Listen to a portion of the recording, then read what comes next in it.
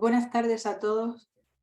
Quiero en primer lugar, como es lógico, darle los buenos días en Iberoamérica, las buenas tardes en España y darles desde luego la más cordial bienvenida a todas aquellas personas que se han inscrito para participar en este interesante webinar 40 años de descentralización municipal en Iberoamérica, agradeciéndoles de antemano su asistencia y participación, así como la colaboración en el correcto desarrollo del mismo, manteniendo silenciados sus micrófonos en todo momento, por favor, desde su inicio hasta el final del mismo. Muchas gracias de antemano por ello. Entre los participantes estamos viendo con gran alegría que hay muchos de los miembros de la UIN, a los que especialmente damos de nuevo un saludo y una cordial bienvenida. De igual manera, saludamos de la forma más cordial y afectuosa posible a nuestros ponentes y comentaristas, agradeciéndoles su generosa y amabilidad al aceptar nuestra invitación para participar en este evento y el interés y colaboración que han mostrado en todo momento para hacerlo posible. También, por supuesto, muchas gracias a los tres. Debo disculpar la ausencia de nuestro secretario general, don Federico Castillo Blanco, quien hubiera deseado estar presente también en este evento, pero que lamentablemente no le ha sido posible porque se encuentra precisamente en estos momentos de viaje y por tanto le va a ser muy difícil poder conectarse. En este webinar, que está organizado por la Unión Iberoamericana de Municipalistas, la UIM, en colaboración con la Red Iberoamericana de Universidades y Centros Académicos de Investigación, Innovación, Desarrollo Tecnológico y Transferencia del Conocimiento Municipal, Red UNI, así como auspiciada también por la Secretaría General Iberoamericana, la SEGIP, se evaluará el desarrollo de 40 años de descentralización municipal en Iberoamérica, observando los procesos generales que se han seguido para ello, los logros alcanzados hasta estos momentos, también, como no, las debilidades detectadas, así como los desafíos a los que aún deben hacerse frente, junto con las más recientes tendencias recentralizadoras que se han ido produciendo en los últimos años, al menos en ciertos territorios de Iberoamérica. Para ello, van a intervenir como ponentes dos prestigiosos conocedores del tema en profundidad, exponiendo durante un tiempo máximo de unos 25 o 30 minutos cada uno. Por favor, respetemos el tiempo, que es muy importante. En primer lugar, el reconocido profesor doctor don Daniel Cravacuori, doctor en Dirección y Gestión Pública Local, profesor e investigador de la Universidad Nacional de Quilmes en Argentina y director de su Centro de Desarrollo Territorial, presidente de la Fundación Internacional para el Desarrollo Local, FINDEL, director de la sede argentina del Instituto Iberoamericano de Investigación Urbana y Territorial de la UIM y director de la citada Red Iberoamericana de Universidades y Centros Académicos, Red UNI. Además, es profesor invitado en universidades de varios países como Bolivia, Chile, Colombia, España y Estados Unidos. A continuación de él, intervendrá en segundo lugar el gran especialista y consultor don Daniel García González. Es sociólogo, experto en cooperación municipal, desarrollo territorial y descentralización del Estado, con especial énfasis en Centroamérica. Director de la Fundación de MUCA en varias etapas, consejero técnico de la Delegación de la Unión Europea en Guatemala y consultor internacional. Además, ha publicado, entre otras obras relacionadas con el tema que hoy nos ocupa, La cuestión municipal en Centroamérica, de 2005, así como también ¿Y para cuándo los bienes públicos? Democracia, desarrollo y territorio en Centroamérica y República Dominicana, de 2018. Después de ambos ponentes, durante unos pocos minutos y como comentarista de sus ponencias para glosar sus principales aportaciones y destacar las ideas más esenciales que hayan vertido ambos, tendrá la palabra el profesor doctor don Eduardo Green. Él es doctor en Administración Pública y Gobierno, profesor e investigador de la Escuela de Políticas Públicas y Gobierno de la Fundación Getúlio Vargas, São Paulo, Brasil. El profesor Green además ha realizado proyectos de investigación apoyados por la UNESCO, la Embajada Británica en Brasil, la Iniciativa Global para la Transparencia Fiscal y el Centro Latinoamericano de Administración para el Desarrollo, el CLAD. También trabaja en temas de gobiernos locales, cooperación intermunicipal, federalismo y relaciones intergubernamentales y capacidad estatal. Finalmente, para terminar este webinar, podremos formular a los intervinientes muy pocas preguntas por el tiempo para no alargarlo excesivamente, unas 4 o 5 preguntas, para los que les pedimos a aquellos interesados en formular alguna de ellas que suban al apartado de preguntas y respuestas que hay bajo la pantalla de conexión justo al lado del chat, no en el chat, por tanto, sus interrogantes de manera, por favor, sintética, directa y clara, a efectos de poder trasladárselas a los ponentes para que puedan responderlas brevemente. Gracias de nuevo a todos por su asistencia y sin más dilaciones cedo la palabra al primer ponente, al primer expositor, el doctor Daniel Cravapuer. Cuando quieras, por favor. Bueno, mi estimada querida amiga María José, muchas gracias por la presentación.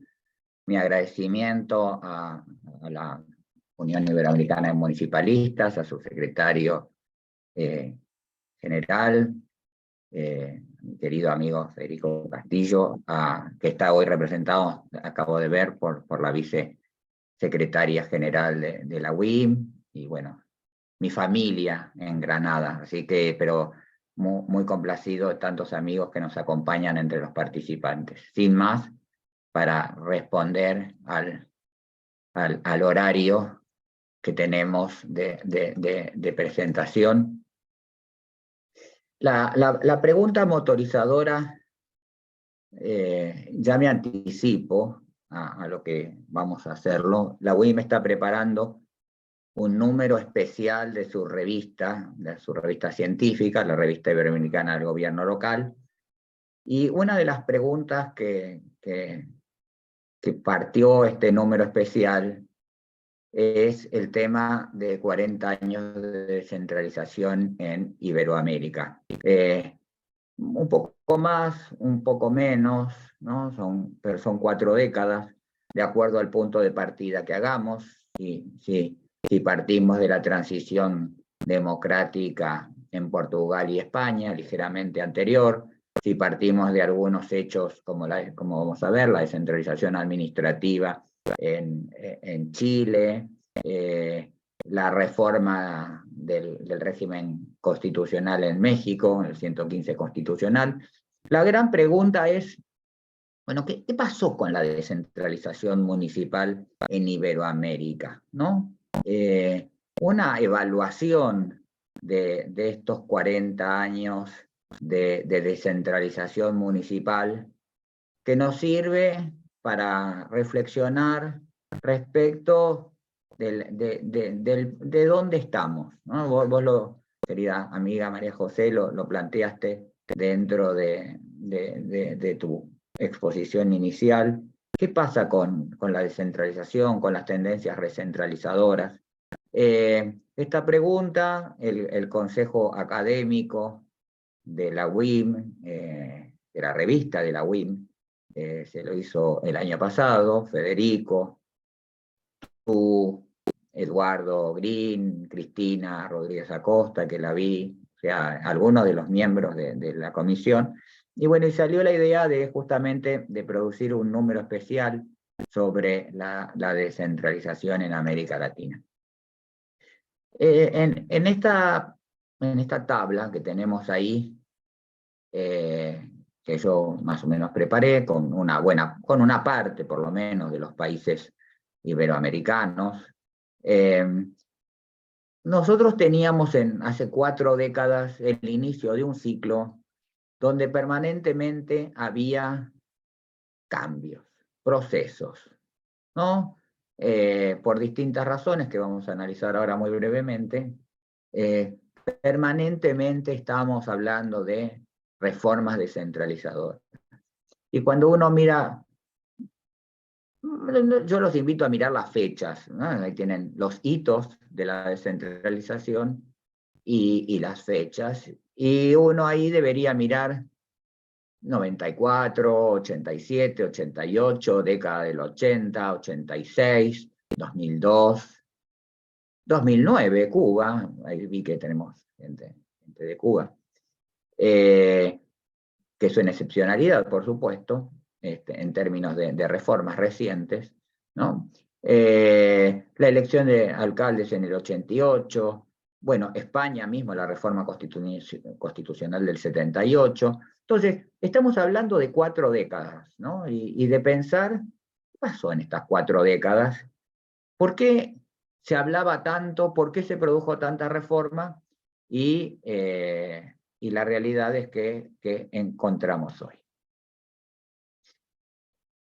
Yo soy siempre bastante clásico en las definiciones de la descentralización.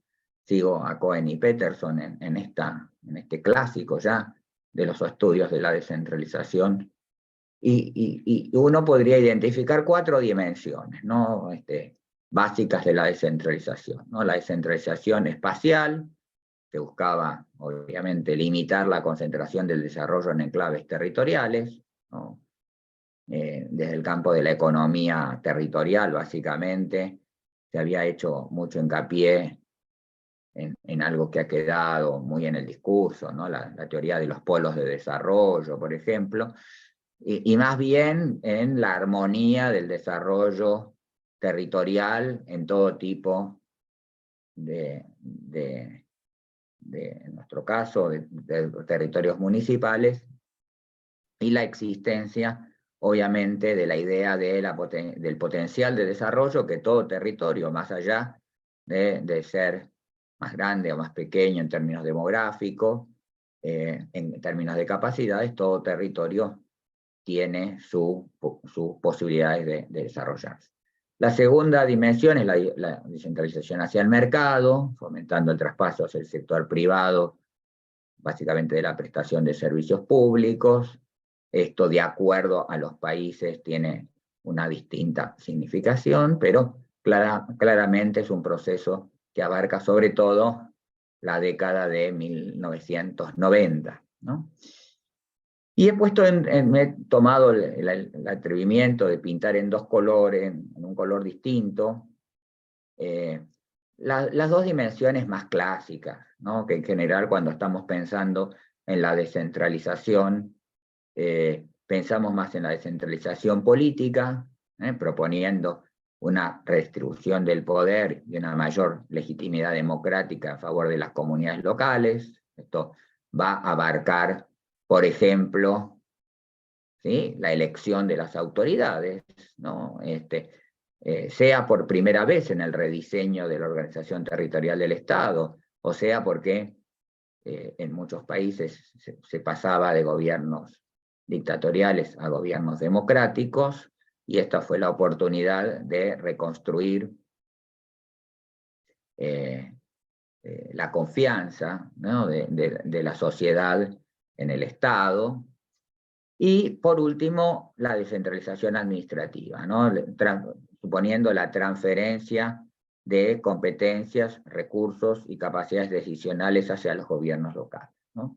En general, cuando hablamos de descentralización municipal, un poco rápidamente, deberíamos hablar, yo creo, de las 4 dimensiones. Esto lo hemos, inclusive en una conferencia que di hace unos años en la UIM, de estas webinars, lo habíamos analizado con más detalle, pero identificar por lo menos que en general estamos pensando más en la descentralización política y en la descentralización administrativa, ¿no? Uno tiene que tener en cuenta, cuando analiza estos procesos, que la descentralización municipal en grandes líneas, responde a 3 procesos que abarcan a distintos países. O sea, globalmente los procesos de descentralización municipal se ven enmarcados en 3 procesos, con distinta significación de acuerdo a los países, ¿no?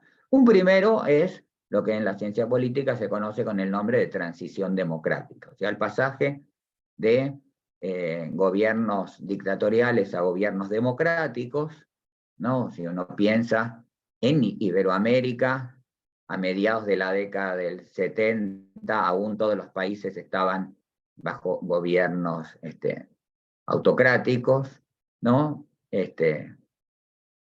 Y el pasaje a las nacientes democracias, y la descentralización fue vista como la oportunidad de, a mí me gusta hablar del municipio como el rostro del Estado, ¿no? El ciudadano cuando vive, ¿no?, en una comunidad, lo primero que ve es su municipio, su ayuntamiento, ¿no? Es el rostro visible del Estado, ¿no? Es decir, para muchas personas, el gobierno de nivel intermedio o el gobierno central están muy, muy lejos, y el gobierno local está mucho más cerca. Esta idea de gobierno de proximidad también incluía en esa época, mucho más que ahora, lamentablemente, tenía una carga muy positiva en términos del fomento de la gobernanza territorial, ¿no?, y de la democratización del Estado. Dentro de esto podríamos encontrar Portugal, España, Argentina, Uruguay, Brasil, Perú, Ecuador, todos estos países que atravesaban, que salían de gobiernos dictatoriales y marchaban hacia la democracia. El segundo tiene que ver con los países donde la descentralización fue vista como una vía para resolver el problema del agotamiento del sistema de partidos tradicionales. Todos sabemos que en América Latina, lamentablemente, hubo excepcionalidades en el mantenimiento de los gobiernos democráticos durante la década del 70, pero, sin embargo, en estos países, bien sea, como el caso mexicano, un modelo casi a nivel federal de partido único, ¿no?, y con una cierta debilidad de las fuerzas opositoras en el nivel local, el emergente PAN, ya para los mexicanos lo conocen bien, que se empezaba a manifestar en el nivel local, pero en el caso colombiano, en el caso venezolano, digamos, donde la alternancia se daba entre básicamente dos coaliciones o 2 partidos, se producía alternancia, y ese sistema ya daba muestras en la década del 70 de cierto agotamiento, ¿no? Esto combinado con una década de estancamiento económico en buena parte de América Latina, y entonces la descentralización fue vista como una forma de resolver este problema, ¿no?, de la idea propia de la democratización de la sociedad, y hacerlo a través de esta vía. Y hay una tercera vía o tercer contexto de la descentralización, que es obviamente el fin de las guerras civiles, básicamente en el lugar donde Daniel tiene tanta experiencia, en Centroamérica, ¿no? Donde es un proceso más tardío, ¿no? Porque la transición democrática es un proceso más de los 80, y al igual que el agotamiento del sistema de partidos tradicionales, el fin de las guerras civiles tiene que ver más con la década quizás de los 90, pero en cualquier caso se pensó que la reconstrucción de estas sociedades heridas tenía que ver justamente con el empoderamiento de las comunidades locales, aunque el proceso va a ser un poco más tardío, ¿no? Y con las particularidades de países que en general tienen 2 niveles de gobierno, no tienen 3, como 3 o eventualmente 4 en el resto de los países, ¿no? Esto es el contexto, ¿no? Yo creo que después de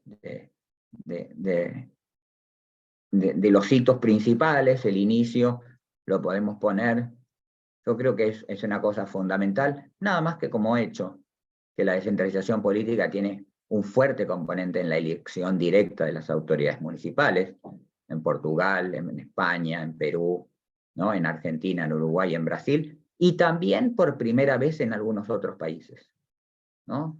Donde históricamente el centralismo había elegido a las autoridades electas, ¿no? Entonces, por primera vez las comunidades locales pudieron acceder a la elección de sus propias autoridades. No nos olvidemos que el ciclo de esta situación puede ser tan tardío, ¿sí? Como que recién en Chile, en el año 2021, vamos a terminar el ciclo de la elección popular de los gobiernos regionales, ¿no? Por primera vez, si bien los CORE habían sido electos ya en la reforma, por efectos de la reforma del 2014, en el año 21, y ahora casi podemos decir que prácticamente, digo, quedan muy pequeñas situaciones de comunidades locales con algún estatus muy particular, pero tenemos autoridades electas en todos los gobiernos locales, incluyendo a los municipales y a los gobiernos intermedios de toda Iberoamérica, ¿no? Y el hito en materia de descentralización administrativa, obviamente, fueron las reformas que paradójicamente encabezó un gobierno dictatorial. El gobierno militar de Chile inició la transferencia de los servicios de salud y de la educación básica y media a principios de los 80, esto se va a ir manifestando, ¿no? Y va a ser todo un modelo de transferencia competencial hacia los municipios. La gran pregunta que a uno le termina rondando, y que creo que este número especial de la revista de la UIM va a tener, es, ¿qué fue del destino de este programa descentralizado, ¿no? Y uno puede hacer una evaluación. Yo me he tomado el atrevimiento de revisar los 14 capítulos de mis colegas. Este número lo vamos a editar con mi querida amiga, la doctora Adi Carrera Hernández. Y emerge claramente, primero, yo creo que lo municipal se transformó en un tema de agenda pública. No tanto como los municipalistas quisiéramos, claro, por supuesto, ¿sí? Pero es un tema. Digamos, hoy nadie podría tomar decisiones en los territorios sin considerar la existencia de las estructuras municipales, ¿no? Y esto no era así hace 40 años. Hace 40 años era mucho más importante la delegación territorial, no sé, de una empresa del sector público, era mucho más importante que la opinión que pudiera tener un alcalde, ¿no? Entonces esto indudablemente ha ido cambiando. Segundo, el reconocimiento explícito de la autonomía municipal, ¿no? Digo, si bien tenemos situaciones particulares, en mi propio país hay provincias que aún, ustedes saben que en la Argentina no hay un sistema municipal, hay 23 sistemas municipales distintos, tenemos 3 provincias que no reconocen formalmente la autonomía municipal. En otros países, otro tipo de gobiernos locales no tienen reconocimiento de las autoridades, digo, de la autonomía. Pero en líneas generales tenemos reconocimiento explícito de la autonomía municipal. Ahora lo que hay que tener en claro es que con niveles diferenciales muy distintos, ¿no? Un grupo de los que estamos aquí en esta sesión y que vamos a estar en el número especial de la revista de la UIM, hemos escrito en un proyecto que se llama el Índice de Autonomía Local, es un estudio que se ha hecho para los países de la OECD, de la Unión Europea y algunos países más, terminó siendo sobre 57 países, y la situación de la autonomía municipal es bien distinta, ¿no? Y esto no tiene que ver, obviamente, con el clivaje unitario federal, sino que tiene que ver con el ejercicio real de la autonomía, ¿no? Y esto, hay 4 países que fueron evaluados en la segunda versión del Local Autonomy Index. Colombia es el país que da más alto, Argentina es el segundo, Chile es el tercero, y por último México, que da en un nivel de autonomía municipal bastante bajo, digamos, ¿no? Y aún en la cooperación internacional. ¿Qué quiero decir con esto? Que hemos reconocido la autonomía, pero tenemos niveles de autonomía muy variables, ¿no? De autonomía real que tienen los sistemas municipales. Después tenemos, entre los efectos, uno que es muy propio nuestro, que es el surgimiento de los estudios municipales como un campo disciplinar, ¿no? Hace 40 años solamente los pioneros trabajaban, ¿no? Se trabajaba en algunos países del derecho administrativo, en otros países de la planificación urbana, en otros, pero nosotros somos un verdadero campo disciplinar en sí mismo, ¿no? Esto, por supuesto, con matices. Hay países, la comunidad académica sobre el tema municipal en México tiene un tamaño que obviamente no tenemos en otros países, ¿no? Y bueno, esto es por supuesto con matices, pero los que nos dedicamos desde el mundo de la academia a estos temas, digamos, en sí mismos, somos, ¿no? Producto de esos procesos de descentralización, digamos, ¿no? Y todos los que estamos agrupados en la red UNI. La creación de nuevas municipalidades. Este es otro efecto de la descentralización, con excepción de Costa Rica y de El Salvador. Todos los otros países han creado nuevos gobiernos, nuevas municipalidades. Esto no siempre es un indicador, porque hay veces que se crean gobiernos locales muy pequeños, ¿no?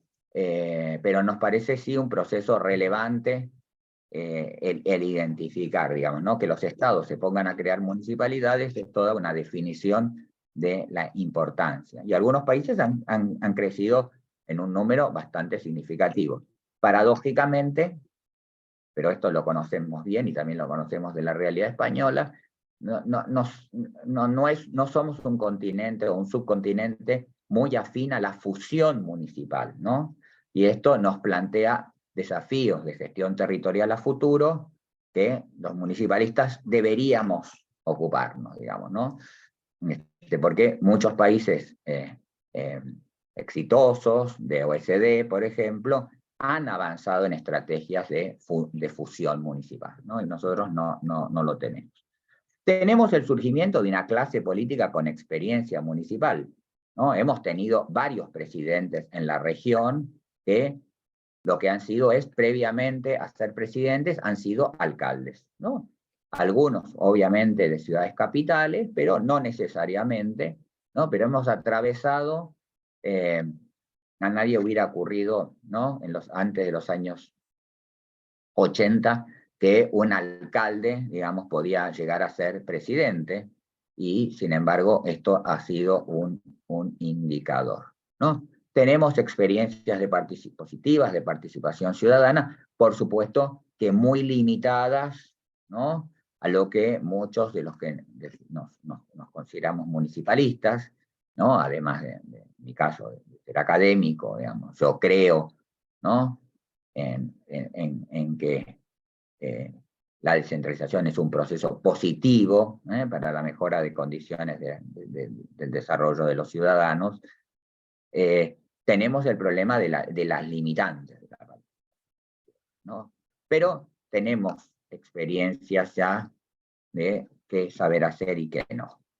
Una mayor participación femenina en la política local, ¿sí? Aunque termina siendo claramente una asignatura pendiente, digamos, ¿no? O sea, se ha avanzado en muchos países en materia de paridad, por ejemplo, primero del cupo, después de paridad, pero eso en general se da en el orden del Ejecutivo Nacional, en las elecciones legislativas, ¿no? Pero evidentemente no, estamos muy, pero muy lejos de la paridad en materia del número de alcaldesas, ¿no? Y este es claramente un desafío que nos exigirá también creatividad a efectos de esto. Y obviamente un incremento de la descentralización fiscal en buena parte de los países, aunque en la perspectiva mundial, América Latina es el continente, subcontinente con niveles muy bajos, el más bajo de todos en perspectiva mundial en materia de descentralización fiscal, y también los países del espacio iberoamericano no son tampoco los más altos en materia de descentralización respecto de otros de Europa. Tenemos un conjunto de deudas también, ¿no? Muy clara, una situación de relaciones intergubernamentales muy desiguales, en favor de los niveles superiores respecto de los gobiernos municipales, una legislación profusa, digamos, en muchos casos, pero débil. Un problema que yo estoy viendo y que va a ser objeto de estudio, creo yo, próximo, por lo menos por mi parte, de la partidización o fragmentación de las asociaciones nacionales de municipalidades, una debilidad de muchas de estas asociaciones, digamos, del ejercicio del lobby municipalista. Yo creo que no pasa por un buen momento, y esto es una pregunta que deberíamos hacernos. Un asociativismo intermunicipal territorial, ¿no? La estructura mancomunal, comarcal, aún débil en muchos países, pese a que en buena parte de los países se avanzó en el desarrollo normativo de la intermunicipalidad territorial, unas dependencias nacionales inocuas, me refiero a los organismos del gobierno central, del gobierno federal, encargados de los temas municipales. La realidad es que mucho daño no hacen, pero tampoco hacen mucho por el fortalecimiento del sistema municipal como deberían. Una limitada capacidad presupuestaria y sobre todo impositiva de los gobiernos locales, pareciera no haber mucha diferencia entre los países. Y por último, el estancamiento de la descentralización y obviamente el proceso de recentralización emergente, que ustedes saben que ha sido uno de los temas que yo más he trabajado. Los invito a ver webinar de la UIM de años anteriores sobre esto, ¿no?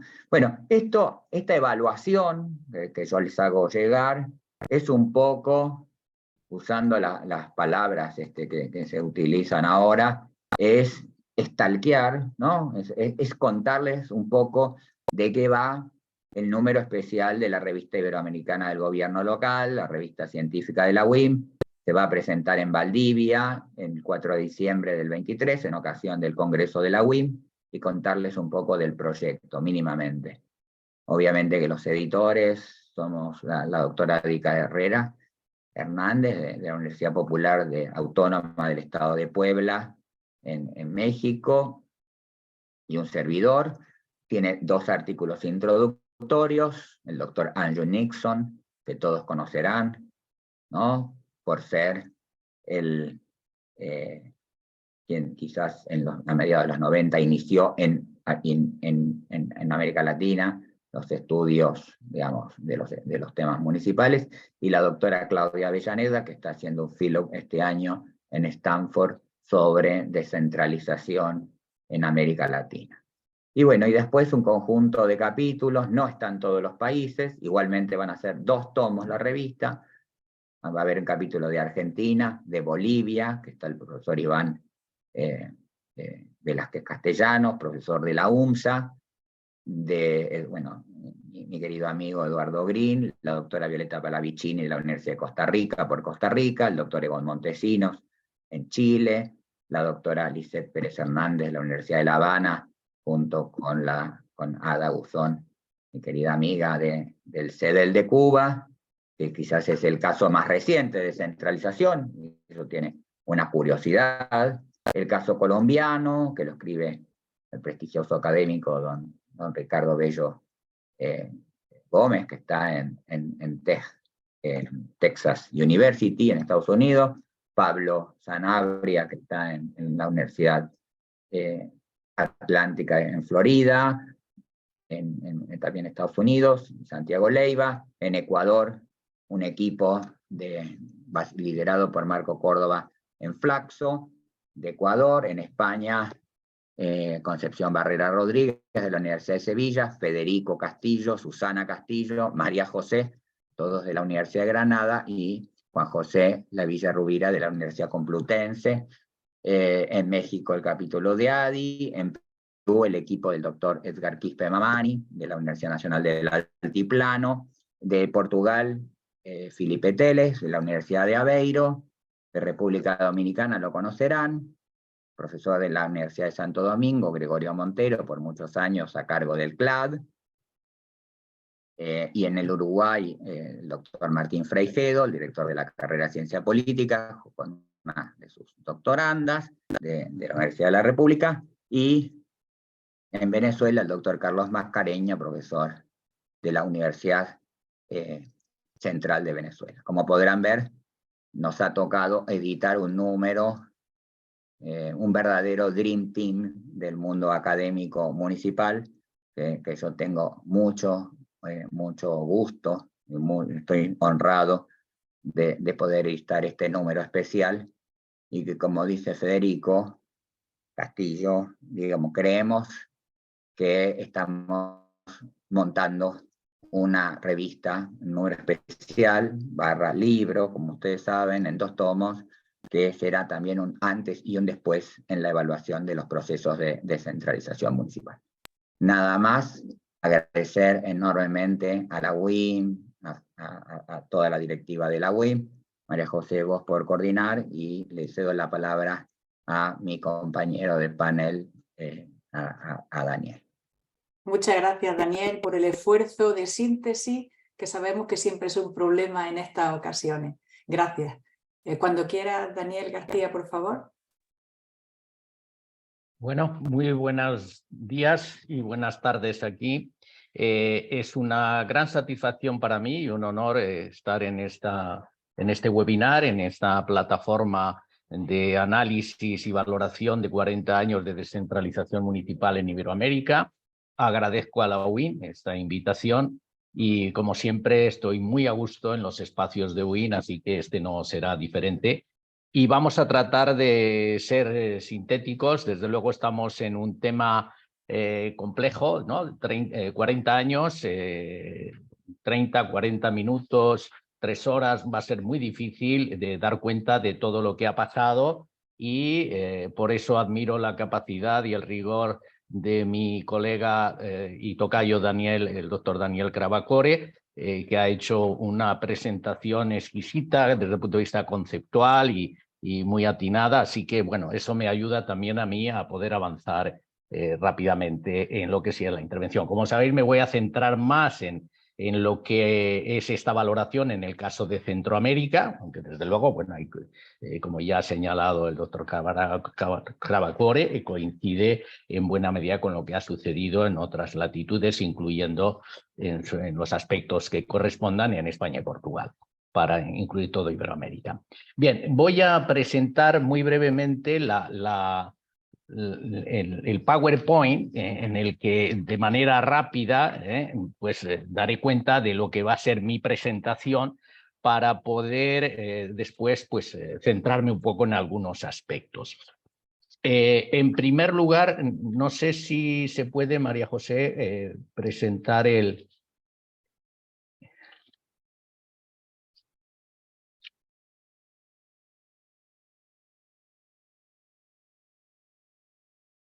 Bueno, Es muy rápidamente, 40 años, el caso de Centroamérica, como digo, y la segunda diapositiva, no sé si yo puedo animarla desde aquí o tú ahí, María José, gracias.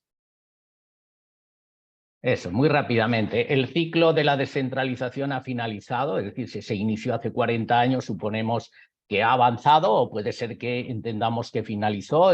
En alguna de los planteamientos del doctor Cravacuori se insinúa esa posibilidad de que se cumpliera una etapa y estemos, un ciclo y estemos en otro. O se trata de una oscilación pendular, ahí se dice que el principio y el fin, es el principio y el fin de este proceso. Pasamos a la siguiente, si es pendular, pues bueno, en todo caso vamos a ver si la recentralización da paso a un nuevo escenario de descentralización con otras características o similares. El concepto enfoque de este tipo de procesos para Centroamérica yo lo sitúo en, por un lado, el consenso de Washington, es decir, esto coincide más o menos en el tiempo con los acuerdos de paz y los procesos de institucionalización democrática o de reinstitucionalización democrática en la mayor parte de los países de Centroamérica, casi si exceptuamos a Costa Rica. Con lo cual, son dos líneas que no necesariamente son convergentes, no en todos los aspectos o no en los aspectos sustantivos. Y esto es importante para, a mi modo de ver, entender qué ha pasado con la descentralización en el caso de Centroamérica. Pasamos a la siguiente. Solo voy a dar cuenta muy brevemente de por dónde va a ir la presentación, ¿no? Bueno, conflicto y negociación, acuerdos regionales de paz y sucesivos acuerdos nacionales y sus compromisos dirigidos a la democratización, a la institucionalización, a reinstitucionalización del Estado, tanto en el nivel central como en el municipal, y un modelo de desarrollo que asegurara pues la superación de las causas, factores estructurales e históricos de los conflictos y, por tanto, la posibilidad de construir una paz firme y duradera. Un poco utópico, pero esto era lo que planteaban los acuerdos de paz, ¿no? Y sus compromisos. Pasamos a la siguiente, por favor. Bueno, la descentralización y en general todo el proceso que proviene de los acuerdos de paz plantea o proyecta una reconfiguración y recaracterización de la organización territorial y de las formas o modalidades de gestión del territorio, ¿no? Tanto las democráticas como aquellas ligadas a la promoción de un desarrollo más inclusivo, más justo, etcétera, ¿no? Por tanto, la descentralización como una herramienta o una política vinculada a ese proceso sustantivo que proviene de los acuerdos de paz tendría que contribuir a esos objetivos. Pasamos a la siguiente. Bueno, esas dos corrientes o esas dos líneas de abordaje de la descentralización que viene por parte del consenso de Washington, es decir, la de la doctrina y las políticas neoliberales, tiene una serie de sujetos o políticos o de agentes políticos más determinantes que en el caso de la segunda. Tenemos el Fondo Monetario, el Banco Mundial, algunos organismos de cooperación internacional que juegan en la incidencia política sobre las posibilidades de hacer unas políticas u otras por parte de los estados centroamericanos, y esa línea yo creo que está muy vinculada, con los matices que queramos incluir en ello, a esa línea de las políticas neoliberales. La crisis y debilitamiento que ya insinuó mi colega antes, ¿no? Y debilitamiento de partidos políticos, los partidos tradicionales y de los movimientos sociales, y el surgimiento de unos sujetos, unos interlocutores que son las asociaciones nacionales o regionales de municipios, pero que distaría, a mi modo de ver, de convertirlos en eso que podemos llamar sujetos políticos o bloques de acompañamiento y de direccionalidad de esos procesos. En consecuencia, ya podemos quitar, si quieres, el PowerPoint, ya no.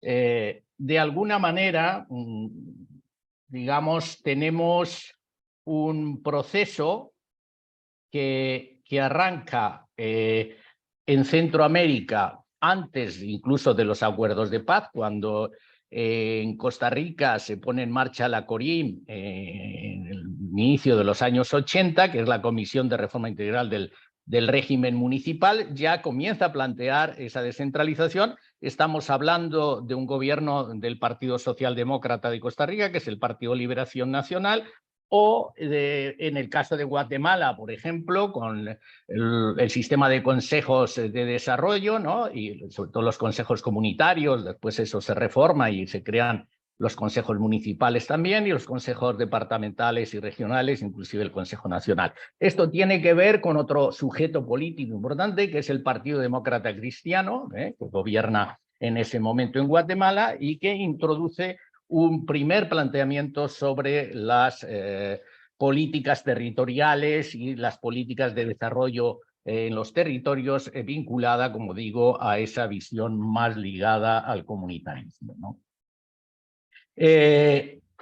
Antes de entrar en estas materias más complejas y enrevesadas sobre centralización y descentralización, sobre Estado fuerte o Estado débil, sobre democracia representativa o democracia participativa, desarrollo local, territorialización del Estado, en fin, los ingresos generales del Estado y la participación de los municipios en ellos.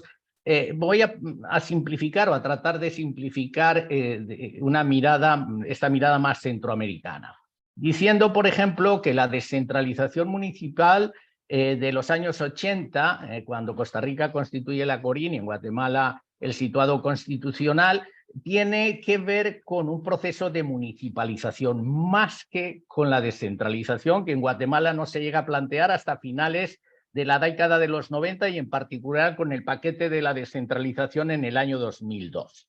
Hasta entonces, yo diría que lo que hay es un proceso de institucionalización o de reinstitucionalización municipal, el situado constitucional que brinda el 8%, luego el 10% para los gobiernos locales y en el caso de los demás países, pues leyes municipales y todo esto que el doctor Cravacol ya adelantó de manera genérica. Entre 1985 y 2005, o sea, de 20 años de estos 40, se llevan a cabo las principales reformas y medidas en todos y cada uno de los países para democratizar, la democratización política, la reorganización democrática de las instituciones municipales a través de las reformas o marcos constitucionales o legales y a través de la financiación y régimen tributario, etcétera, que se van creando en prácticamente todos los países.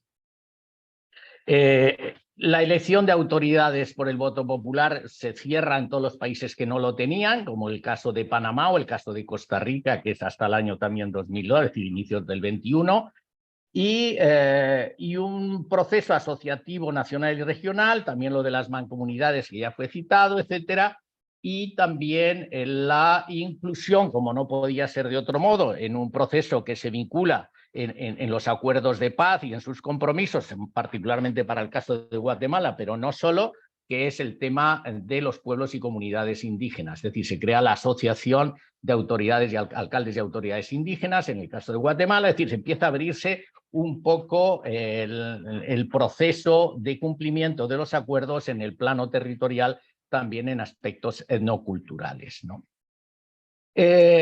Ahora, todos estos hechos y otros que podrían citarse y que de alguna manera ya están siendo recabados en ese trabajo que se hace el equipo WIN y que deseo el mayor éxito, desde luego, suponen que estamos ante una descentralización del Estado hacia el municipio o simplemente de un avance necesario para avanzar y amparar la organización, funcionamiento y gestión de la institucionalización democrática de los gobiernos locales en este caso.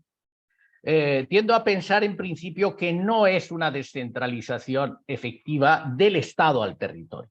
De hecho, cuando se plantea este tipo de iniciativas, como ocurre en Costa Rica en el año ya 2002 o 2001-2002, con la reforma del artículo 170 de la Constitución, en la que se señala que no menos del 10% de los ingresos nacionales y del presupuesto nacional va a ir a los gobiernos locales, se produce una reacción, casi diría que montaraz, del gobierno y de ciertos poderes fácticos para impedir que esa reforma que se aprueba pero que no va a poder materializarse o instrumentarse adecuadamente porque la frena el Ejecutivo, incluso, bueno, enfrentándose a la Asociación Nacional, la Unión Nacional de Gobiernos Locales, y diciendo que va a ir municipio a municipio para hacerles ver que eso es una barbaridad. Bueno, yo creo que hay prácticas que rayaban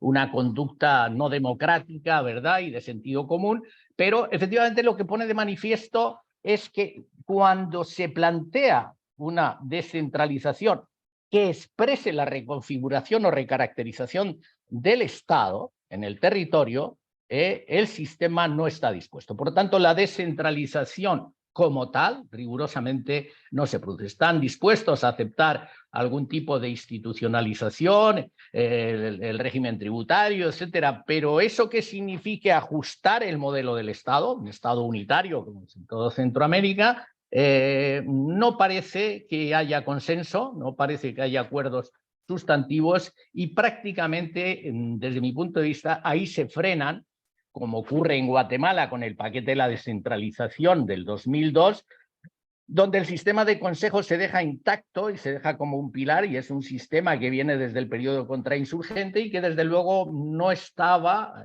para ayudar a un proceso de afianzamiento y de consolidación del gobierno municipal, ¿vale? Entonces, este sería un poco el resumen de esa etapa, ¿no? Y desde luego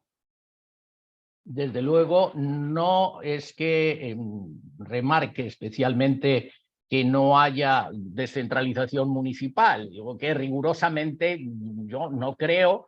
Si entendemos que la descentralización, como esa reestructuración del Estado, es decir, del rol de las distintas esferas de gobierno y administración del Estado en el territorio, ha de reconfigurarse, pues esto no se producía. De hecho, en el caso de Costa Rica, con la reforma del 170, que introducen un transitorio para que se puedan transferir recursos del gobierno central, tienen un transitorio donde se dice qué van a hacer los gobiernos locales con cada tramo en el que se avance sobre ese 10%, que además pasa de ser al menos el 10% a no ser ni más del 10%, o ni siquiera el 10%, desde luego. Pero hasta el 2014, con un gobierno en el que, por cierto, está como primera dama la exdirectora de la Fundación de Muca, bueno, pues ahí se produce el primer avance en esa instrumentación del 170, con una ley que permite transferir los recursos de mantenimiento de vías municipales cantonales, que se dice en Costa Rica, y poco más, ¿verdad? Con lo cual parece evidente que la descentralización perdió actualidad. Es decir, por un lado, en ese periodo se avanza en la institucionalización municipal, en la dotación de medios y capacidades para su funcionamiento y gestión, se produce el impulso de los instrumentos de cooperación intermunicipal, como ya fue señalado por Daniel, y efectivamente, bueno, tenemos un panorama distinto. Lo suscribo sin ningún problema. Ahora, está claro que pierde actualidad, en la agenda entran otros elementos y sobre todo la línea de descentralización vinculada a la reducción del peso de lo público con respecto al mercado, a lo privado, esta sí se consolida porque las políticas neoliberales sí avanzan y son generalizadas o están generalizadas en todos los países de la región. Entonces, no pareciera que podamos decir que un escenario de recentralización tenga que ver con un proceso efectivo de descentralización, ¿verdad? La recentralización, al menos en Centroamérica, desde mi punto de vista, tiene que ver con algo que nunca cambió.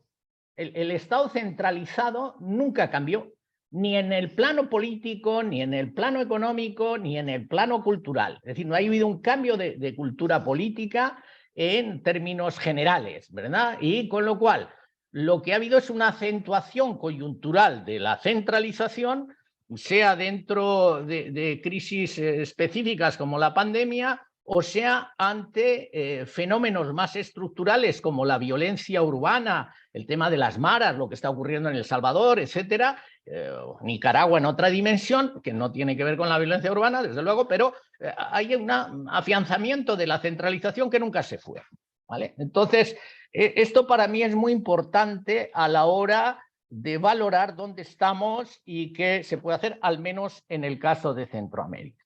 Es decir, hay que situar la cuestión más en el retroceso democrático, en el estancamiento de las reformas para consolidar los sistemas de gestión territorial, por ejemplo, promoviendo y afianzando la gestión intermunicipal. Se habla en algunos países de hacer proyectos de regionalización, como en el Costa Rica, pero de nuevo desde arriba, ¿no? Con lo cual vuelven a succionar lo que se había avanzado si desde arriba se construye un andamiaje de gestión, digamos, desconcentrada, no sé si descentralizada, para pues avanzar en esa gestión territorial ante los nuevos retos, sea del desarrollo económico, sea por temas ambientales, cambio climático, lo que queramos poner, ¿no? Pero es evidente que desde el punto, o para mí por lo menos parece evidente, que desde el punto de vista del fortalecimiento del protagonismo de los gobiernos locales, tendría más sentido, es decir, que se avanza en ese sentido y que se va a consolidar si una regionalización se planteara como una construcción de abajo a partir de las figuras mancomunadas que recogen espacios territoriales con una vocación común de desarrollo, o por temas culturales, mancomunidades de carácter etnocultural en el caso de Guatemala o las comarcas en Panamá, etcétera. Bueno, esto daría muestras de que efectivamente la descentralización como una cultura que avanza hacia el cambio de modelo de Estado en el territorio, pero también a avanzar hacia un modelo de desarrollo más equilibrado, ¿no? Que esto es lo que planteaban los acuerdos de paz, no es que esto es nuevo para la descentralización que prosigue en las décadas posteriores a los acuerdos, 90 a 2010. En cualquier caso, los acuerdos de paz son un referente que ya no juega, en la práctica no juega para prácticamente a nadie en la región, pero cuando hacemos o tratamos de hacer una valoración, un balance y una valoración de un recorrido histórico que son 40 años, no podemos abstraernos de estos acuerdos y de su trascendencia para este tipo de procesos. Afirmar que en todo el periodo ha habido una insuficiencia manifiesta de democracia, de derechos y libertades individuales y colectivas. O sea, ha habido formalmente incluso la democracia electoral, pero estamos viendo que en muchos países siempre ha tenido, en algunos países, no voy a decir muchos, en algunos ha mantenido unas limitaciones crónicas que se acentúan a medida que no son capaces de enfrentar los movimientos sociales urbanos, es decir, las causas estructurales históricas de los conflictos vuelven a estar ahí porque no se atendieron, y en consecuencia viene la represión y vienen las formas de estados más represivos o de gobiernos y regímenes represivos para enfrentar esto, independientemente de que estemos ante manifestaciones violentas, que sin duda así es, y de maras, etcétera, pero detrás de esto está la incapacidad del Estado y de los sistemas políticos para atender lo que fue el gran reclamo de los acuerdos de paz, que eran las causas estructurales e históricas de los conflictos. En mi opinión, por tanto, este tipo de procesos de descentralización no se han producido o son de escasa entidad y no pueden ser caracterizados como procesos de descentralización efectiva en el caso de Centroamérica. El caso de Costa Rica es un país con una democracia que funciona y asentada, consolidada, pero es una democracia basada en un modelo centralizado y eficaz, ¿no? Por lo tanto, ni política, ni social, ni culturalmente están preparados para avanzar a una descentralización. Por eso, la reforma del 170, ese sí que era un brindis al sol, en la práctica así fue, lamentablemente, pero igual ocurre en las leyes de la descentralización en Panamá, un país centralizado a mansalva, ¿no? Es decir, vinculado al canal y al Centro de Negocios Internacional, etcétera. Y otros países como Honduras, etcétera, se han movido con una asociación de municipios más potente, pero con un Estado que ha estado crónicamente afectado por su debilidad y por su incapacidad de hacer unas políticas de desarrollo sólidas en el plano social al menos, ¿no? Con lo cual tenemos eso, el impulso de descentralización se entrelaza con las políticas neoliberales y que proviene de los acuerdos de paz, en ese entrelazamiento contradictorio, sale perdiendo, ¿no? Y termina pues por crear una situación, a mi modo de ver, de frustración. Porque no es casual que todas las propuestas de descentralización que surgen en Centroamérica como proyectos de ley o de política siempre se vinculan a la participación ciudadana, al desarrollo justo o inclusivo, al desarrollo sostenible, siempre se vinculan, porque no es posible hablar de una descentralización o de un cambio de modelo territorial del Estado como si fuese un objetivo estético. Es un tema ético y político fundamental en Centroamérica y en cualquier sociedad. Por tanto, hay que ver si es una herramienta que ayuda no solamente a mejorar los equilibrios en la gestión de las políticas públicas, las competencias. Estamos hablando de estados unitarios, no es lo mismo Brasil, Argentina o México, etcétera, que son estados federales y que tienen también sus complicaciones, como es conocido y ustedes lo están señalando. Conflicto y negociación en Centroamérica tiene una salida que es la institucionalización del Estado en el territorio y un modelo de desarrollo equitativo, etcétera. Y esto aparece constantemente, insisto, en las propuestas de descentralización, en los discursos, etcétera, ¿no? El problema quizás, o uno de los problemas más fuertes, es que no hay sujetos políticos que sean capaces de echarse al hombro y de encauzar los procesos de descentralización. Al contrario, se van debilitando y van incluso desapareciendo en el proceso. De hecho, por ejemplo, Liberación Nacional entra en una crisis, se parte, se divide y surge un proyecto político que precisamente se llama Acción Ciudadana, ¿verdad? Lo cual quiere decir que, de nuevo, todo el discurso de participación ciudadana, etcétera, vinculado a descentralización, cuaja en un proyecto político. Pero, ojo, por ejemplo, el líder de ese partido, del PAC, de Partido de Acción Ciudadana, yo recuerdo que en algún momento, hablando y conversando sobre estas cuestiones, me dijo: yo estoy de acuerdo con la descentralización, que las comunidades y las poblaciones nos digan qué quieren hacer y yo mando la maquinaria y esa es la descentralización. Bueno, entonces, evidentemente sí, estaba de acuerdo que participara la ciudadanía, pero enviando cartas, no autogestionando, no autogobernándose, etcétera. Entonces, bueno, esta cuestión de los partidos políticos está claro que no ayudan, pero al finalizar el siglo XX y en los inicios del XXI, de mi punto de vista, concluye el ciclo, la etapa de democratización e institucionalización municipal, habiendo llegado ahí en lo que aquí vamos a considerar, o estamos considerando, la descentralización municipal. Es decir, esa serie de procesos, de medidas, etcétera, tanto constitucionales, legales, financieras, económicas, etcétera, en fin, de participación, etcétera, que crean el andamiaje del funcionamiento y la gestión de los gobiernos locales de una manera al menos fundamental, básica. Y eso nos diría, bueno, si avanzamos en la descentralización, aceptando que eso era descentralización municipal, y digamos, sí, hemos avanzado, se ha logrado ese proceso de institucionalización y ahí estamos. El desarrollo social, inclusivo, de derechos y libertades, etcétera, yo creo que ha sufrido un retroceso significativo después de la crisis del 2008-2011 que empieza en la región. Hasta entonces había tenido tal, y con la pandemia pues acentúa las crisis particulares en algunos estados, como es el caso de El Salvador, de Guatemala, etcétera. Y sobre todo, vean una cosa importante, permanecen en prácticamente casi todos los países Guatemala, Costa Rica, Nicaragua y de alguna manera también El Salvador, pero menos. El Salvador ahora ni siquiera hay un espacio para los propios gobiernos locales, pero siguen existiendo y funcionando el Infon en Guatemala, el IFAN en Costa Rica, el INIFON en Nicaragua, etc.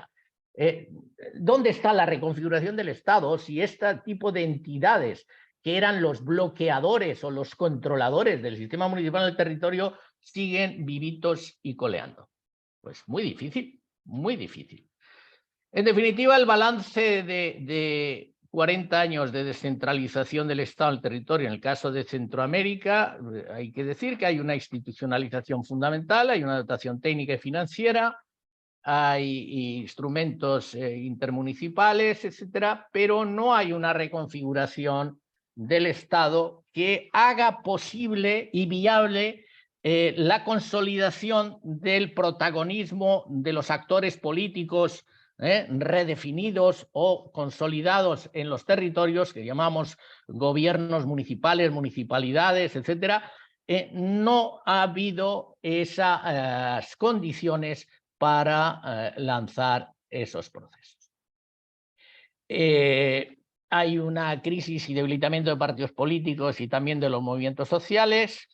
Y bueno, el panorama internacional hoy pues tampoco va a ayudar. Tenemos el estancamiento desde mi punto de vista de la Agenda 2030, es decir, por no decir la anulación. La agenda internacional es una agenda de confrontación y no de cooperación.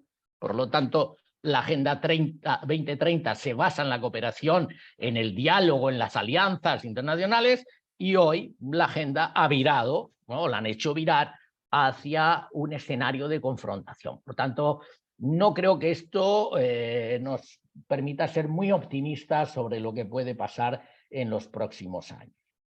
Hay un retroceso y crisis hoy de los sistemas democráticos, he citado el caso de El Salvador, Nicaragua, pero en todos los países hay un retroceso de la democracia electoral, de los partidos políticos, en los que no hay proyectos sólidos y que tengan un respaldo consistente y duradero, es decir, que permita avanzar las reformas y los cambios que necesitan las sociedades y los países y que no pueden resolverse en 4 años. Por tanto, esto es un hándicap importante.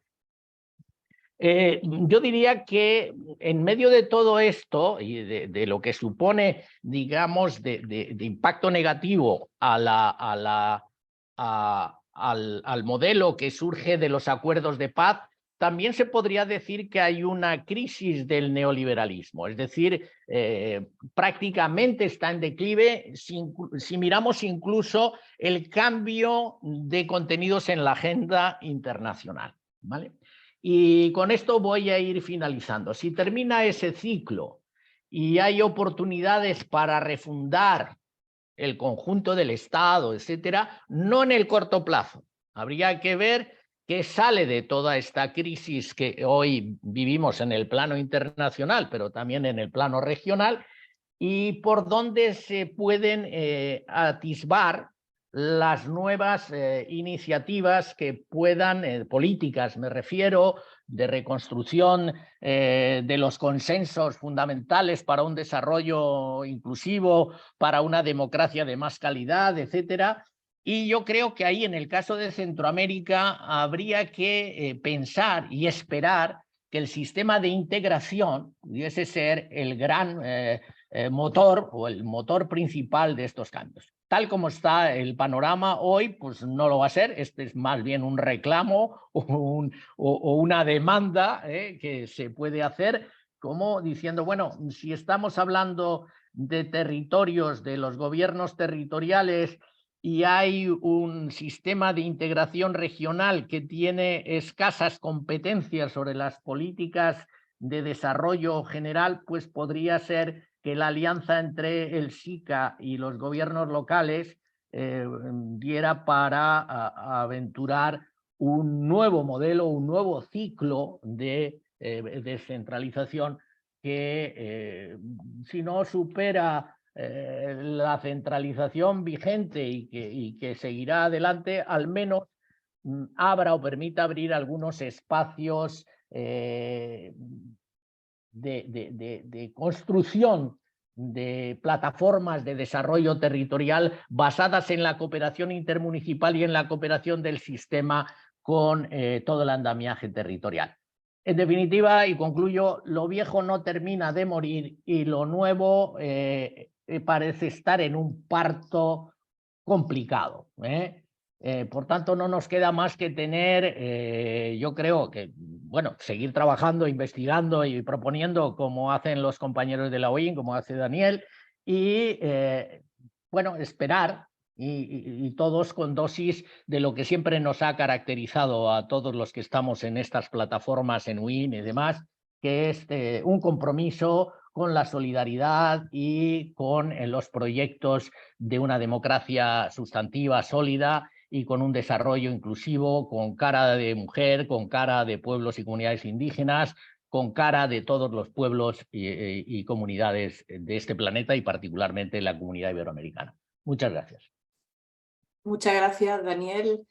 Sabemos el esfuerzo que supone siempre en estos eventos sintetizar tantas ideas. Desde luego, ambos ponentes, Daniel Cravacori y Daniel García, se lo han puesto un poco difícil al siguiente interviniente, a nuestro compañero también Eduardo Green, en tanto que sintetizar tantas ideas tan importantes y en algunas ocasiones con matices relevantes que hacen que haya mucha coincidencia pero no una exactitud plena. Creo que la labor de Eduardo a continuación va a ser muy interesante para extraer las principales conclusiones, más allá, por supuesto, de que cada uno de nosotros tenemos nuestras propias ideas. Así que, Eduardo, cuando quieras, por favor.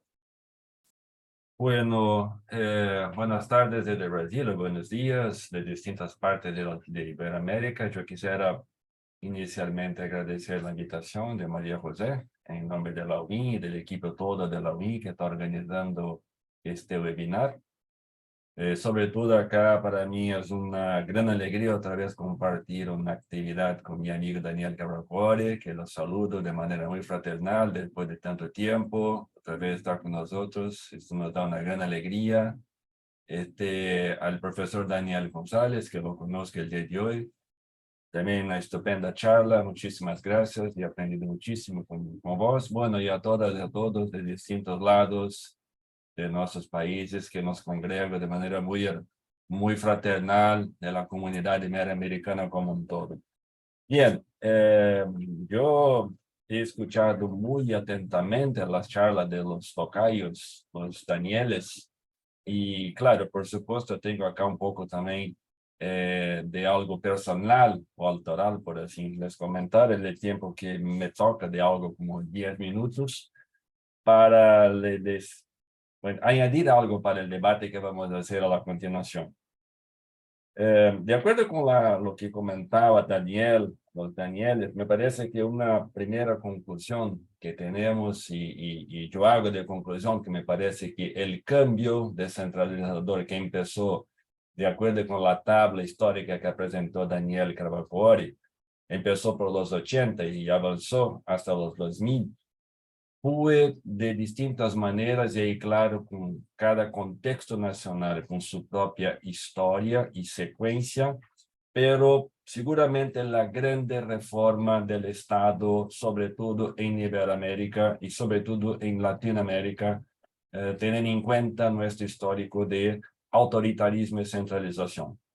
Entonces, por un lado, eso está, a mi juicio, pacificado. El gran cambio que tuvimos en una forma de hacer con que el Estado empezara, por lo mínimo que fuera, a estar un poco más cercano de la gente. Pero por otra parte, me parece que esos procesos descentralizadores, de acuerdo con las distintas cosas que nos brindaron las charlas de los dos Danieles, podría ser quizás resumido en una doble, pero no necesariamente una síntesis, una doble dimensión de este proceso de descentralización. Por un lado, fue seguramente un proceso muy armado de ingeniería política institucional, muy vinculado con cosas económicas, es decir, la descentralización con una forma de incrementar la eficiencia en la provisión de servicios y de reducción del rol del Estado. Y hay muchísimas cosas de influencia de los organismos multilaterales, como el Banco Mundial, el Banco Interamericano de Desarrollo, las ideas que ahí también se acercaron de la así conocida nueva gestión pública. Entonces, ahí tenemos una dimensión. La otra dimensión que no necesariamente sigue por la misma senda es la mirada que tome en cuenta la descentralización por el prisma social democrático, es decir, la descentralización como una forma de ampliar el control social y la participación ciudadana. Estamos hablando, por lo tanto, de dos sendas que no necesariamente tienen las mismas premisas. Pero en nuestro caso, nosotros en distintos países y con distintas secuencias, tomamos la descentralización como si fuera posible poner en un mismo marco procesos de descentralización fiscal, política y administrativa. Pero las razones que impulsaron cada una de estas dimensiones no fueron las mismas. Y por lo tanto, ahí tenemos un problema de ejecución. Es decir, no es lo mismo que decir que el Estado Nacional, en general, así pasó por todo lado, enfrentando crisis fiscales y económicas, toma la descentralización como una forma de solventar sus problemas. Pero otra cosa es cuando la gente que vive en los territorios toma la descentralización como una forma de hacer un incremento de la democracia y del control social. Por lo tanto, los estímulos no necesariamente caminan por el mismo lado y ahí hay choques que se manejan en este proceso. Entonces, eso me hace tener en cuenta que muchas de las promesas de la descentralización, por ejemplo, el incremento de la eficiencia de la provisión de servicios públicos, la mejora de la calidad de la provisión de políticas públicas de acuerdo con las necesidades locales, el fomento y la rendición de cuentas, el fortalecimiento financiero de los gobiernos locales por medio de la generación de ingresos propios, la promoción de la democracia mediante el incremento de transparencia o mismo de responsabilidad de las instituciones del gobierno local, estrategias para promover el desarrollo humano y más equidad con reducción de pobreza, apoyo a los conflictos internos, como muy bien recalcó Daniel González, el tema de Colombia, por ejemplo, o mismo de países de Centroamérica, y por fin, mejorar la gobernanza y promover la equidad de género. Es decir, la descentralización generó muchísimas promesas no cumplidas. Acá, para hacer un paráfrase del título de uno de los capítulos de un muy conocido libro de Norberto Bobbio. Y como tal, ahí creo que haciendo cosas para ir caminando un poco para la segunda parte de mi charla, algunos puntos para nuestra reflexión y que me parece que la charla de los dos Danieles nos presenta de manera muy significativa. Una es la descentralización debería de caminar con procesos de desarrollo territorial que generarían más equidad y redistribución, pero no necesariamente así caminó. Y no caminó así porque la descentralización presentó distintos ritmos dependientes de los sectores de políticas. Es decir, mismo en cada uno de nuestros países, nosotros no tuvimos procesos similares de descentralización en educación, salud, asistencia social o cualquier otra área. Y como tal, no solamente tuvimos un desajuste entre la descentralización por la senda eficiencia o por la senda democrática, como también desajustes por senda por tipo de sector. Es decir, este proceso de descentralización no fue una ingeniería pensada de manera sistémica, planificada en su proceso de implementación. Entonces, la equidad territorial, en definitiva, no fue un logro de la descentralización. La segunda cuestión importante es descentralización como manera de fortalecer la democracia en nivel local. Es decir, la descentralización como una medicina para dos problemas: el autoritarismo y la centralización histórica de nuestros países, y la medicina contra el clientelismo y el patronazgo. Pero no necesariamente la descentralización dio cuenta de solventar esos dos problemas. Al revés, La descentralización en muchísimos casos, como amplió la autonomía de los gobiernos subnacionales e incrementó el proceso de patronazgo y clientelismo. El tercer punto importante, la descentralización por sí sola no tiene como solventar problemas que son dependientes de cooperación intergubernamental. Entonces, procesos descentralizadores que son centrífugos, sin coordinación intergubernamental, generan más problemas de inequidad territorial. Eso sigue siendo un problema de cómo fortalecer los mecanismos de descentralización vinculados con mecanismos de cooperación intergubernamental. Un otro punto muy importante, y ese yo quisiera recalcar, que me parece fundamental y a cada momento que pasa estoy más convencido, de cierta manera los Danieles trataron de este tema, es la descentralización al mismo tiempo que creó nuevos actores en nivel subnacional, sean estos liderazgos políticos, sean estas burocracias subnacionales y municipales que tuvieron que crecer justamente para hacer la provisión de servicios hasta este momento que no eran su responsabilidad, no necesariamente vino vinculado con el incremento de capacidades estatales municipales.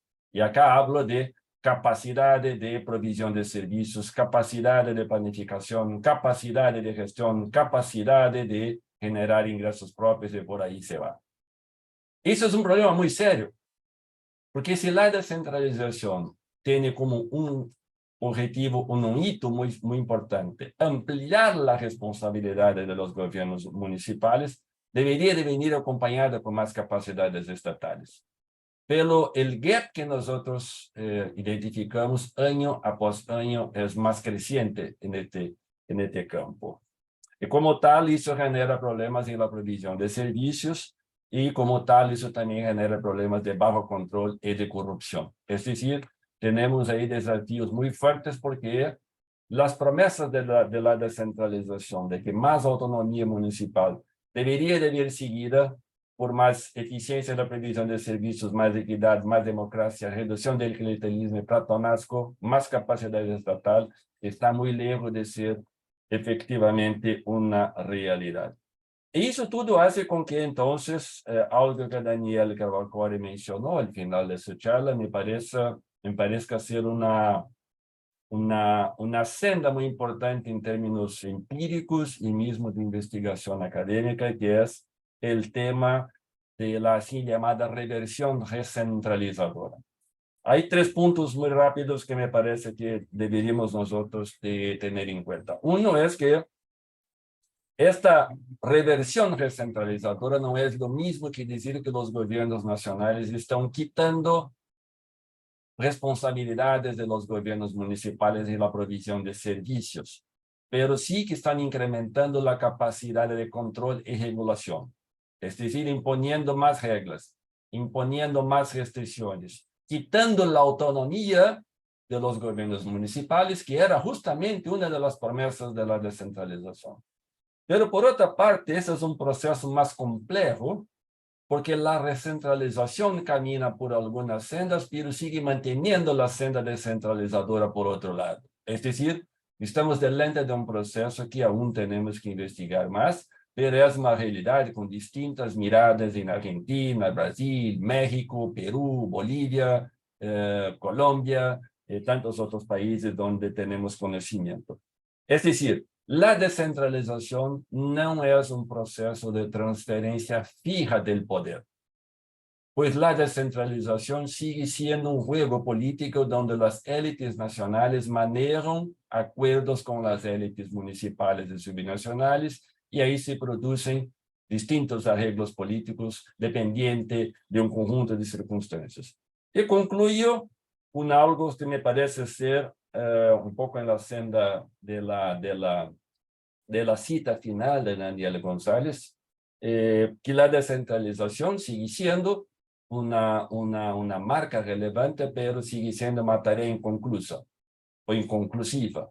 Y como tal, me parece que los temas de cooperación intermunicipal siguen siendo, como Daniel Cavalcori recalcó, una debilidad aún muy relevante justamente para compensar carencias locales de capacidades estatales, de ineficiencia administrativa, de baja debilidad, de generación de ingresos propios. El tema del desarrollo local sigue siendo una deuda que la descentralización deja para las poblaciones. Porque, por ejemplo, no hay ninguna correlación empírica que pueda mostrar en nuestros continentes que la descentralización reduzca los niveles de pobreza, de mala educación, de más calidad de provisión de política pública en salud y por ahí se va. Entonces, el tema del desarrollo local sigue siendo cruciante, a mi juicio. El otro tema es la necesidad de calificación de las burocracias municipales y el desarrollo de sus capacidades estatales. También un tema que sigue en abierto. En siguiente, la coordinación intergubernamental.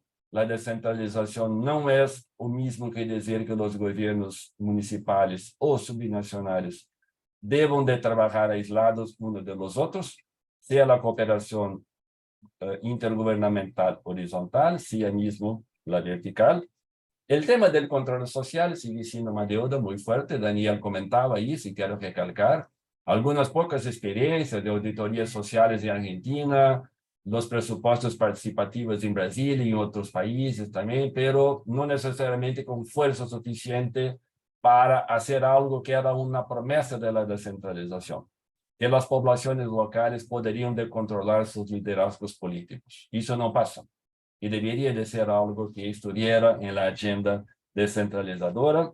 El tema del financiamiento de la descentralización sigue siendo muy relevante porque en muchísimos casos la reversión recentralizadora ha quitado potestades de los gobiernos locales de hacer recaudo de sus propios tributos. Y al final, el tema del desarrollo sostenible con una agenda que se impone sobre los gobiernos subnacionales y municipales, justamente porque son estos los más responsables por la provisión de todos los 20 objetivos de los ODS. Y al final, una cosa que me parece muy importante es, quizás deberíamos nosotros, como comentaron sobre todo eso Daniel González, pero también Gravacuori, de actualizar los marcos contextuales del debate sobre la descentralización. Porque cuando lo hicimos en los 80, o mismo en la secuencia, lo hicimos en una situación donde las economías nacionales y el contexto internacional eran más favorables por las siguientes premisas. Había una comprensión más virtuosa de la globalización, el tema del terrorismo no había surgido con tanta fuerza, los populismos de derecha, la contestación de la democracia no era tan fuerte, había una esperanza de la gente como un todo de que la descentralización debería de ser algo positivo. Hoy enfrentamos un contexto muy más adverso. La sociedad de todo en general tiene rechazos a los liderazgos políticos y la política. Hay un nivel de pérdida de legitimidad de los gobiernos muchísimo más fuerte. Hay una crítica muy fuerte a los partidos políticos.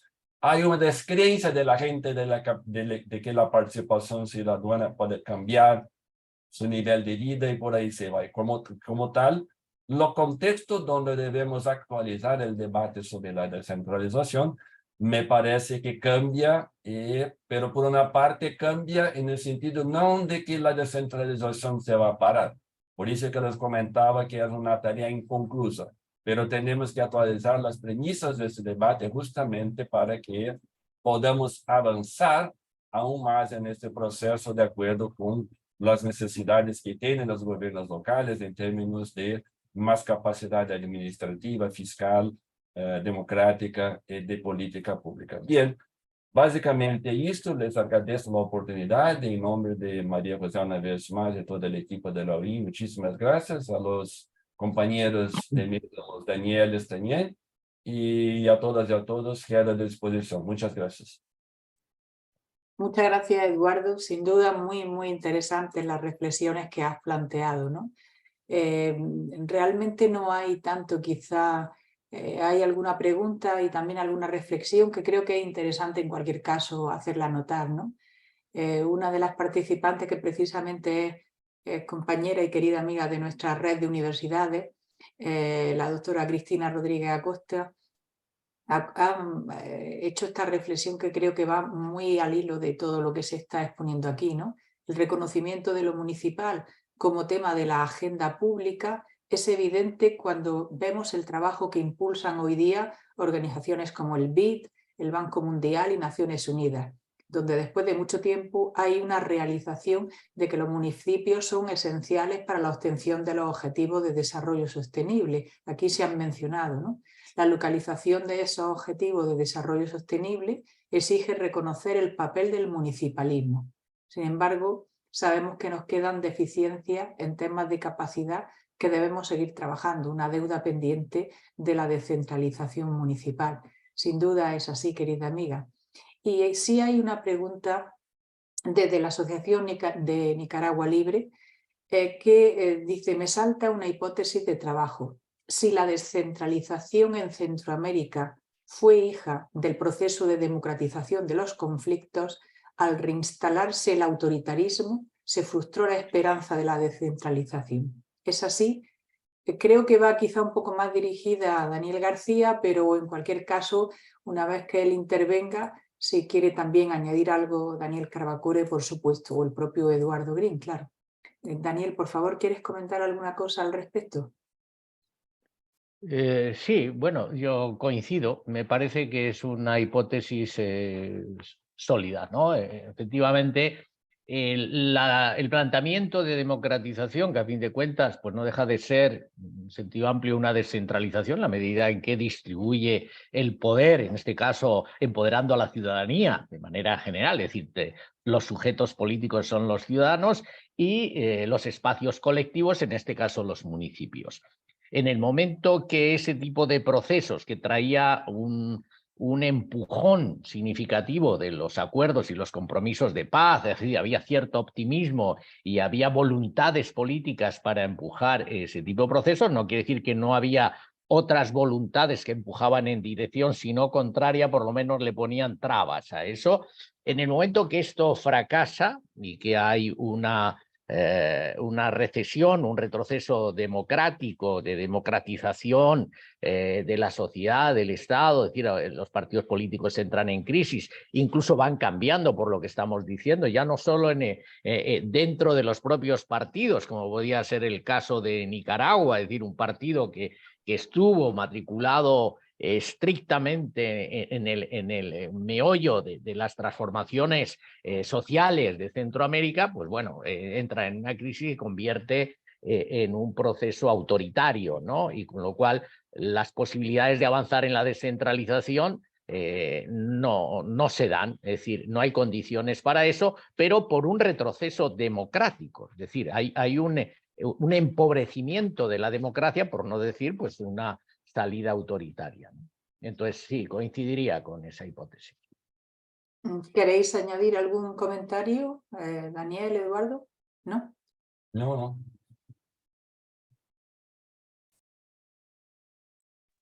Sí, Eduardo, habla vos y... No, adelante, Daniel, por favor. No, esto yo no quise superponerme con los temas de recentralización porque hará unos 4 o 5 años di una webinar para la WIM sobre recentralización, tema que hace como unos 10 años más o menos que yo vengo trabajando. Yo creo que sí, pero yo no restringiría el tema si bien es más visible en algunos países que empiezan a atravesar matrices más autoritarias, y no los circunscribiría ni a Centroamérica, sino para el conjunto del Caribe. Me parece que también Eduardo ha puesto el punto, también los populismos de derecha tienen un poco esta misma perspectiva. Pero el problema es que el programa de descentralización a mí me parece que después de 40 años necesita una revisión. Y yo creo que necesita una revisión no solamente por los decisores políticos, sino que también los académicos tenemos que contribuir con el producto de nuestra investigación a proponer ideas novedosas y acercarnos también a organizaciones, más allá de que están un poco en juego su representatividad, como señalamos, de construir lo que yo he llamado en alguna conferencia el programa, un nuevo programa descentralizado, ¿no? Me parece que Daniel en esto también coincidió, sino que hay que aportar nuevas ideas, porque las que hubo tienen 40 años. No podemos quedar encerrados en eso, ¿no? Entonces, ¿cómo construimos una nueva utopía? Los que creemos que este es el camino, digamos, ¿cómo construimos una nueva utopía descentralizadora, ¿no? María, quizás un punto muy rápido para la pregunta de la Sí, colega. Es que, adelante, por favor. no, muy rápidamente, quizás solamente en términos conceptuales, hay muchos casos de países que hablaron o hablan de descentralización, pero en realidad están poniendo en marcha desconcentración. Es decir, son procesos controlados de permisión muy controlada para que gobiernos municipales o territoriales puedan hacer algo, pero las decisiones no son locales, siguen siendo centrales. Entonces, ahí se pone una capa como si fuera algo novedoso o progresista, pero que en realidad no tiene nada que ver con eso. Eso sí me parece ser algo más normal para gobiernos no democráticos o gobiernos donde la democracia, por lo menos, no es un valor político fundamental, pero sí mucho más quizás una propaganda o algo por ahí, ¿no?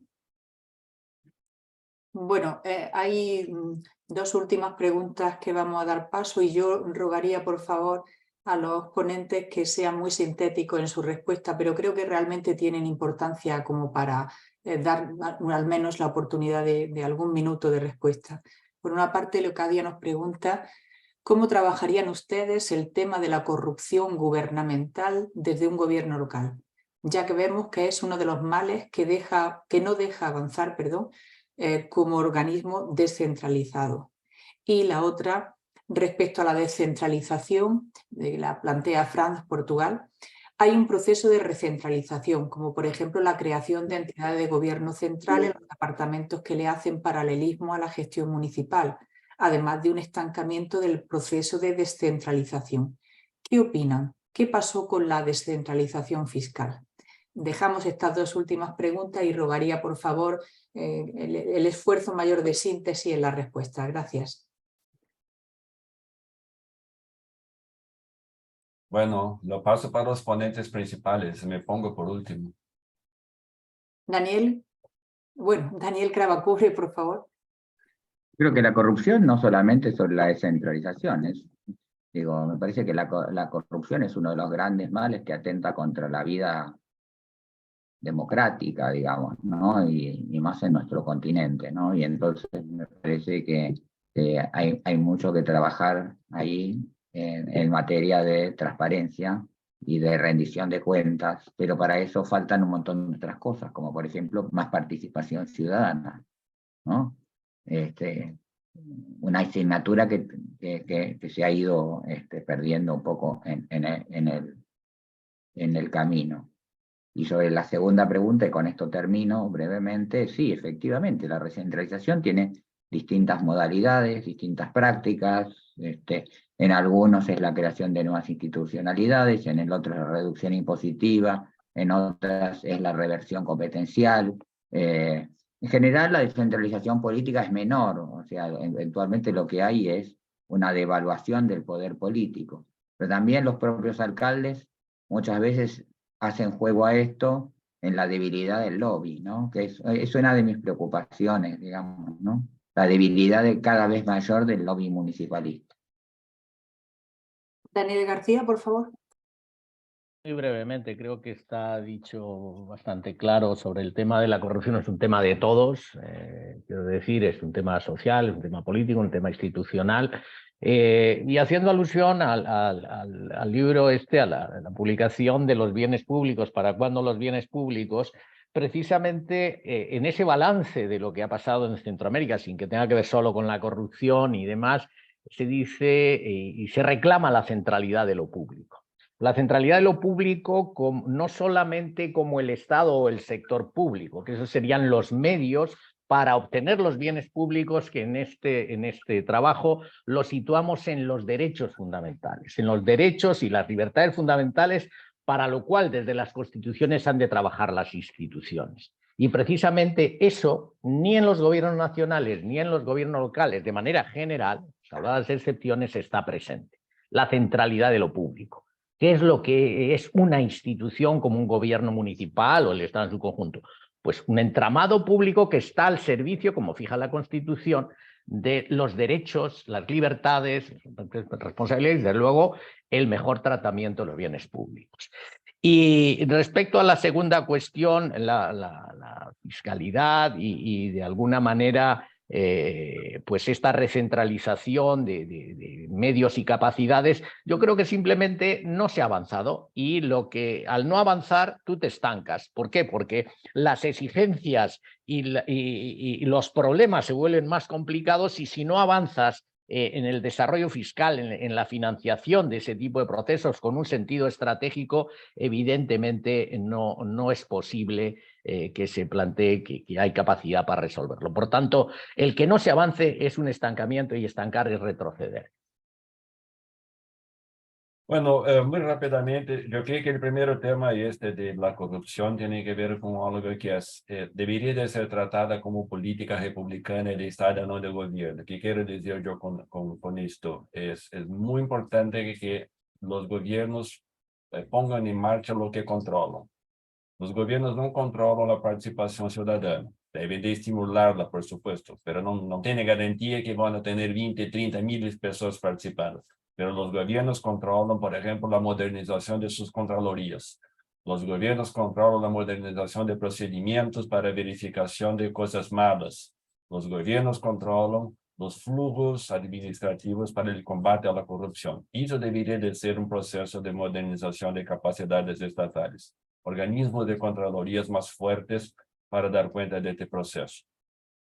El segundo tema, de la recaudación fiscal o la descentralización fiscal, es un tema que en una parte es muy importante, pero por otra parte puede tener algunos límites. ¿Qué quiere decir con esto? Es fundamental la modernización de TICs, es fundamental que los municipios puedan tener cuenta de todo el potencial de recaudación de impuestos que no lo hacen con mucha... Es fundamental que tenga burocracia calificada en estas áreas, pero en muchos casos hay límite, que es estructural. Es decir, estamos hablando de pequeños municipios donde no hay economía local suficiente para el recaudo de impuestos. Y como tal, hay cosas que escapan de este proceso que tendrían que ver con cambios en las propias matrices tributarias de los países. Por ejemplo, en el caso de España, los pequeños municipios tienen muchísimos recaudos propios, aunque sean pequeños. Para en caso de Latinoamérica, en nuestros países, los municipios pequeños no tienen cómo recaudar. Entonces, ahí, ese es un proceso muy complejo que yo creo que ya nos brinda María José quizás con una charla específica para una otra webinar, porque eso no es posible de tratar así, tamaña la complejidad de la cuestión. Muy bien, pues muchas gracias. Para finalizar este webinar, que sin duda ha resultado del máximo interés, la prueba es el número de participantes que han asistido al mismo, ¿no? Y de ahí que esté disponible, se ha grabado el contenido del mismo y está disponible en acceso a través de las redes sociales de la UIM. Por tanto, si alguien quiere volver a escucharlo o por algún motivo se incorporó tarde o tuvo que desconectarse antes de que finalizara, podrá consultarlo en nuestras redes sociales. Por supuesto, quiero agradecerles nuevamente en nombre de la UIM, en nombre de la Red de Universidades y de la SEGI, a todos los que han participado en esta sesión y especialmente a nuestros ponentes y comentaristas, porque han aceptado de forma tan desinteresada intervenir y desde luego ha resultado muy revelador de ideas de fondo que bueno, a todos nos implican en tanto que todos participamos de esa idea de defensa del municipio. Muchas gracias a todos y mucha suerte para todos. Hasta pronto. Muchas gracias, muchas gracias. Gracias, saludos, cuidaros.